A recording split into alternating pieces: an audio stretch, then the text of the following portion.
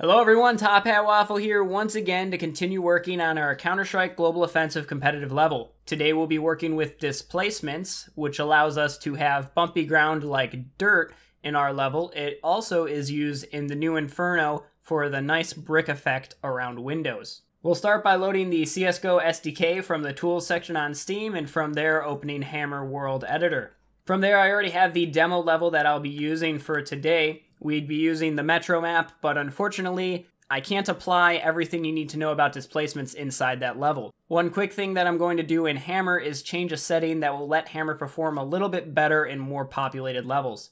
If I go to Tools, Options, and 2D Views, I'm going to disable Draw Vertices. This will get rid of the little white boxes that are kind of plaguing my 2D views right now. For some reason, disabling that provides a massive speed increase to Hammer. We're going to turn this building into a displacement along with this area down here. Displacements have a few rules that we have to follow. The main rule is that a displacement must always have 4 sides. It cannot have less, it cannot have more. If we need more complex shapes, we must use more displacements. Displacements are pretty cheap to draw, so it's okay to use a lot of them. Let's start by turning this flat ground here into a grass displacement. I'll start by clicking Browse and then doing a search for grass. From here, I'll grab this DE Cobble Grass Alt Blend and then right-click to apply it. The first thing you may notice is that we have a dirt texture instead of a grass texture. This is because this is a blend texture and we're able to determine the alpha between 2 or more textures as we paint. When we create displacements, we want to make sure that we only create displacements from the active faces. This prevents movement glitches along with lighting issues later on down the road. To do this, we open the face edit sheet and then we left click on the face we want to turn into a displacement. If I hide everything else in my scene, you'll notice that these other faces are not selected. If I click create under the displacement tab, this will give us the option to turn it into a displacement. We have a few choices, power 2, 3, and 4. You'll always want to use power 3 when working with displacements. So you know what the powers do. If I turn this to 4, you see we get more detail inside the displacement. The only issue with this is it requires more computational power, and for some reason, in certain cases, it will crash the game if a player dies on a power 4 displacement. So it's better off just to use more power 3s than less power 4s. If I want to turn this displacement back into a regular brush, I just need to select all the faces that are currently a displacement and click Destroy. This will return it to a regular world brush. If I were to have all the faces of this brush selected when I click Create, each face is turned into a displacement. We don't need these other faces, and they're just going to cause more strain. So we can delete them. If you've already created your displacement with extra faces, the easiest way to delete them all is to select the entire brush, deselect the face that you want to keep, and then click Destroy. This will remove the other faces from the displacement, leaving us with the desired effect we want. If I unhide everything else in the level, we can come over here and start to paint this displacement. There's 2 options for painting displacements. We're going to use the Paint Geometry option, as Sculpt is riddled with bugs and you have to use lots of workarounds to actually get anything useful out of it. If we click Paint Geometry, we'll get the Displacement Paint Geometry window.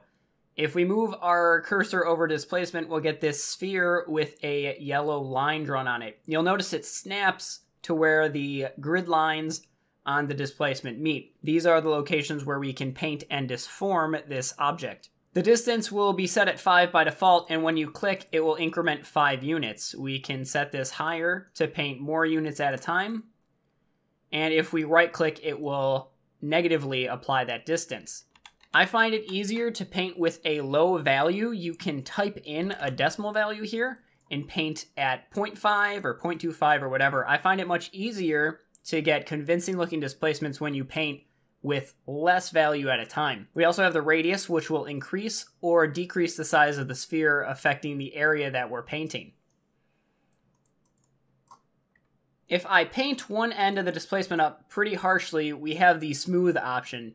Smooth will allow us to smooth this with the rest of the displacement. If I just click a few times, you'll notice it starts to bring this down and kind of smooth it out with the rest of the object. This is very useful for when you're doing anything organic like dirt or snow or grass in your level. Grass is usually never really harshly bumpy, so this is a good way to get a convincing effect.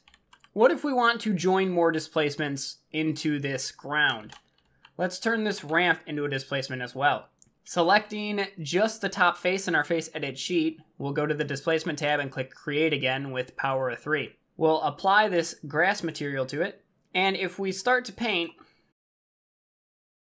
you may notice that these don't equal up anymore. We have to perform what's called a sew between these two displacements. If we select both these displacements and click sew, nothing happens. This is because the displacements aren't aligned properly, so they do not know how to meet up with each other along their vertex lines. If I hide everything else in the scene so we can just focus on these for now, we need to make 2 cuts to make these displacements sew. So I'll select this big displacement here and grab the clipping tool, and I want to split this brush vertically so its vertexes line up with this one's vertexes. If we look at the vertex tool, we have these white dots at the end. These are the corner vertexes that we want to align with each other so they will sew. If I select this object as well, we can see that these vertexes are in the exact same location as each other. This is our end goal for getting displacements to sew. The only issue is that over here, these do not align. We just need to make one more cut to create another set of vertexes, and now they'll sew. Since 3 are meeting at the same point, all 3 of them need to share that same vertex location for a sew to successfully happen. If I bring the face edit sheet open again, and I select all of these, when I click sew, this gap will disappear. Up at the top of this hill, I don't want this to be grass, so this is where we need to essentially merge displacement with regular brush. It's very helpful in this situation to use the set to or raise to function of the displacement tool. This will allow us to set a static value to the verts in the displacement. In this case, the value of 1 is 1 unit above where we want to meet. I can set this to -4, and we'll paint this down so it's now underneath. The clever thing to do in most situations is to now grab a prop static, and you can grab a curb model,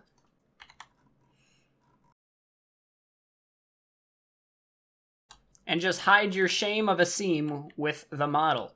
This is what most people will do, and it works out quite well in most situations. Lastly, I just want to take the raise lower and paint this up just a little bit so it covers the sides of the building. After that, I'll just perform another sew so everything meets up. Now let's paint some color onto this object. If we're using a texture that has blend in the name, that typically means that it has 2 different textures that we can cycle through with alpha painting. If we click invert alpha, it will switch the entire texture between the 2 options. And when we click paint alpha, we get a similar UI to the paint geometry. We can choose the size of our brush. With this, I'll use 2. And I can just click and paint to add some dirt underneath.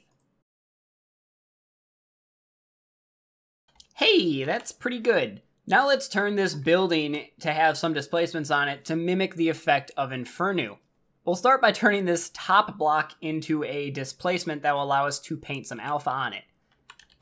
If we open the face edit sheet, we can select multiple faces to keep of a displacement. I don't want the top since that can't be seen, and I don't want the back for the same reason. With these 3 faces selected, I'll click create, and we have our displacement. Let's grab the plaster material from Inferno. That's saved under HR_P, and I'll want to use the plaster G blend. If I just right click that on, and I'll alt wrap the faces like we learned yesterday. I'll grab paint alpha, and we can start to paint some alpha onto this, and we'll notice we'll get the brick pattern emerging. Some blend textures have additional information in the controls for them that will allow you to have patterns emerge when you paint your alpha. We'll go into this later in the texture creation video. So I'll just paint some stuff.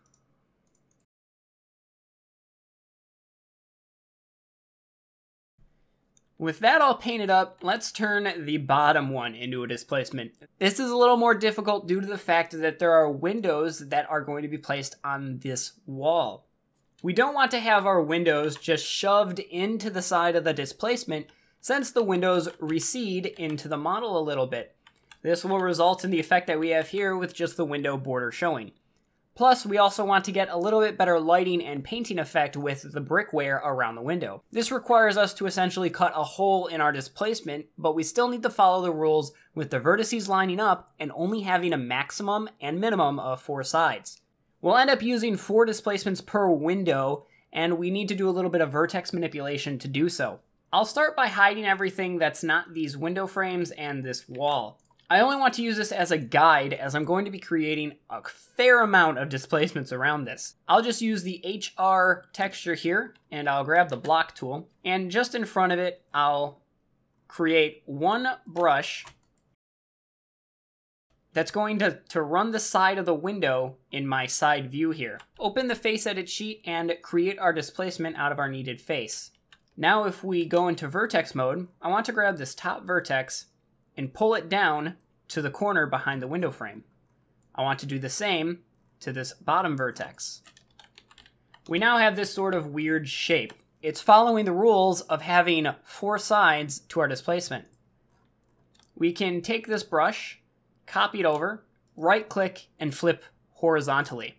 This is just a quicker way to make the brush. Now I can copy it up again and rotate it 90 degrees.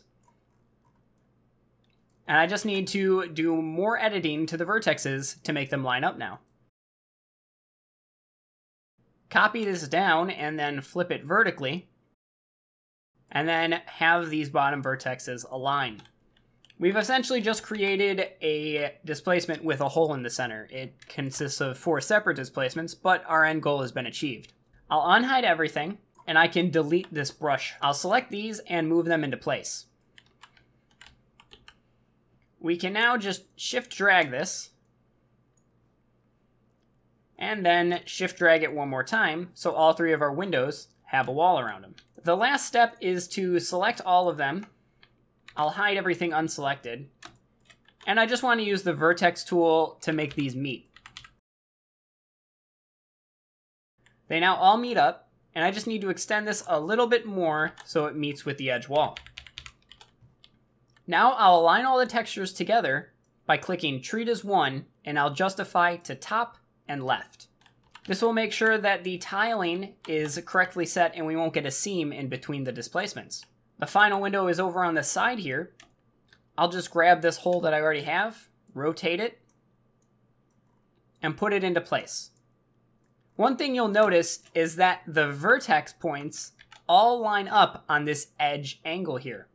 I'm only concerned about the vertexes that lie on the front face. What this means is that I don't care about this vertex since there's no face that's a displacement applied to it. Since my window is not in the hole, I can use the vertex tool to select all of these and then just nudge it over until it lines up. I can then grab these displacements, pull them over so it takes the old spot of that wall that was there. I'll pull this bottom vertex up and this one over. I just need one more displacement here to fill out the last wall. Creating one more brush.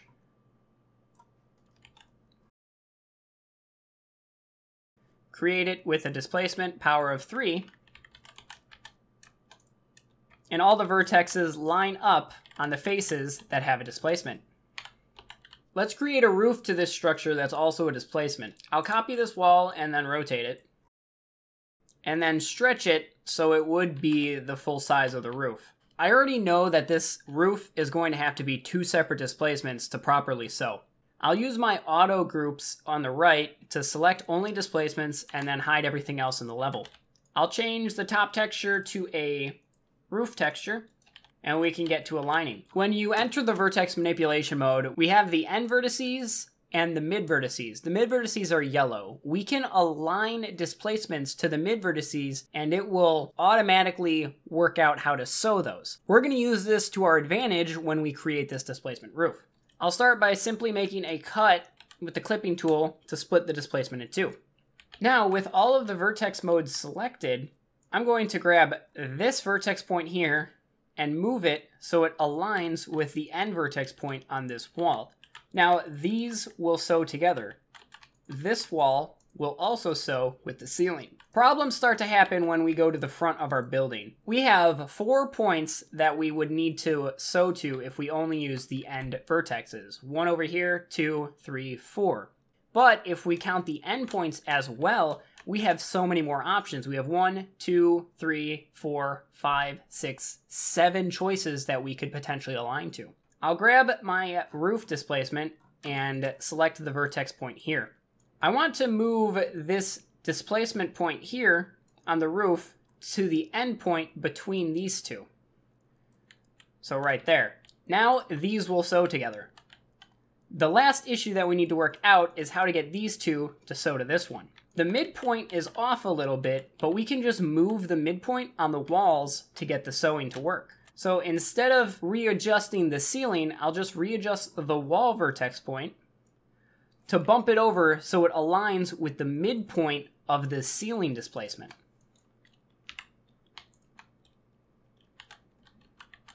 With that in place, if we fix this little error that we've created down here,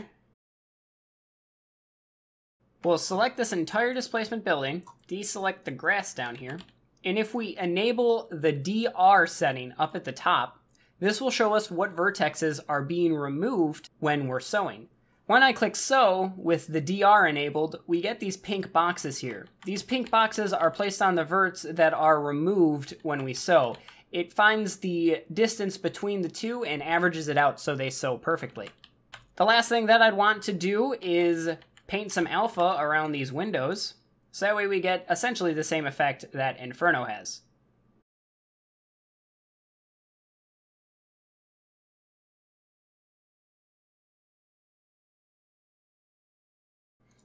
And that's a pretty good quick displacement building. Let's compile it so we can see what it looks like in game. When you compile, we'll see that we have a VViz has stopped working. We saw this before in the leak tutorial. This is one of the pitfalls of displacements. Due to how they work, they're not solid to the visibility engine. If we turn on only what the visibility engine cares about, which is removing entities, world details, and displacements, this is what visibility is currently seeing. From the rules that we learned in the quick optimization tutorial, we need to prevent any leaks from happening from the inside to the outside. We'll need to use some no-draw brushes to go ahead and seal this up quickly. With the leaks stopped, we can turn everything back on from our viz groups. There's 2 more displacement tools that can come quite in handy in certain situations. If we select our grass down here, we can check out the noise section. This will randomly add a minimum and maximum amount of value to any vert on the displacement. If I put in an obnoxious number, you can see what it does, but more realistically, you'd probably do 1 to 3, and that's about it. It's good for random variation. The last object is Subdivision. This comes in handy when you're trying to do smoother objects. For instance, if we take this object here and quickly copy it, I'll return it to a world brush and recreate it having the top object. Now if I click Subdivide, it will smooth out all the corners into this shape. You can kind of see what's happening, and it subdivides based on your current selection. It's useful in certain situations, but typically not in most levels. If you do end up using Subdivide, it's usually with mountains or something, and you'll probably set the scale to 0.8. A few other displacement controls that you might find handy in certain situations is no physics collision. This disables physics objects from colliding with the displacement. You might use it for mud or snow. No Hall collision disables any player collision with the object.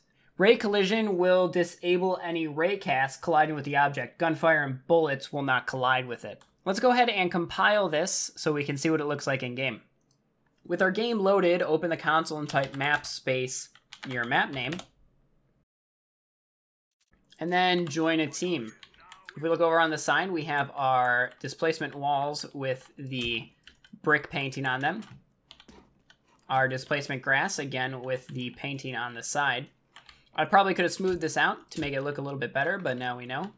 We have our prop statics here to kind of hide this seam from the grass, and it looks pretty okay. Our windows that are on the inside there, those look pretty good as well. And up top, we have our roof.